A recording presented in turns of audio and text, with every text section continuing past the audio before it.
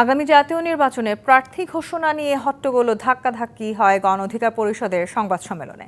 রাজধানীর পল্টনে দলটির কেন্দ্রীয় কার্যালয়ে ৩৬শে জুলাই উপলক্ষে প্রাথমিকভাবে ৩৬ জন প্রার্থীর নাম ঘোষণা করা হয়।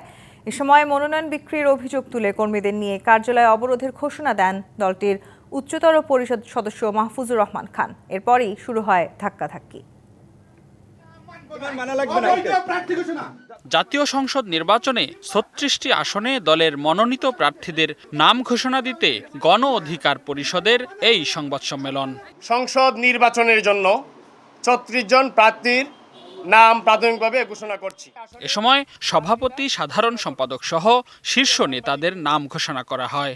জনাব নুরুল হক নূর, পটুয়াখালী ৩। দলটির উচ্চতর পরিষদ সদস্য মাহফুজুর রহমান খানের নাম নেই এই তালিকায়। এতেই বাধে বিপত্তি, শুরু হয় হট্টগোল ও ধাক্কাধাক্কি।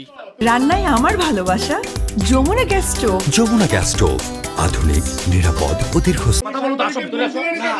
মনোনয়ন বিক্রির অভিযোগ এনে দলের কেন্দ্রীয় কার্যালয় ঘেরাওয়ের ঘোষণা দেন ১১ মামলার আসামি ত্যাগী এই নেতা। সংবাদ সম্মেলনে নুরুল হক নূর জানান, এখন ঘোষণা দিলেও পরিবর্তন আসতে পারে মনোনয়নে। পর্যায়ক্রমে ৩০০ তালিকায় ঘোষণা করা হবে এবং একেবারে তফসিল ঘোষণার আগ পর্যন্ত এই সমস্ত তালিকা এবং প্রার্থী রদবদল হওয়ার যথেষ্ট সুযোগ এবং সম্ভাবনা আছে। এ সময় অন্তর্বর্তী সরকারের সমালোচনা করে নূর বলেন, দেশবিরোধী কোনো সিদ্ধান্ত মানবে না তার দল।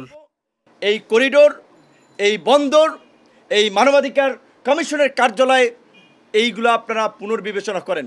একটা দক্ষ, শক্ত লোকদের সমন্বয়ে উপদেষ্টা পরিষদ পুনর্গঠন করে অবাধ, সুষ্ঠু, নিরপেক্ষ নির্বাচন করতে পারেন। জুলাই অভ্যুত্থানে গণ অধিকার পরিষদের ভূমিকাকে খাটো করে দেখার সুযোগ নেই বলেও মন্তব্য করেন তিনি। তারা কেউ আগামীতে কোনো রেদওয়ানুল হক, ডিবিসি নিউজ, ঢাকা।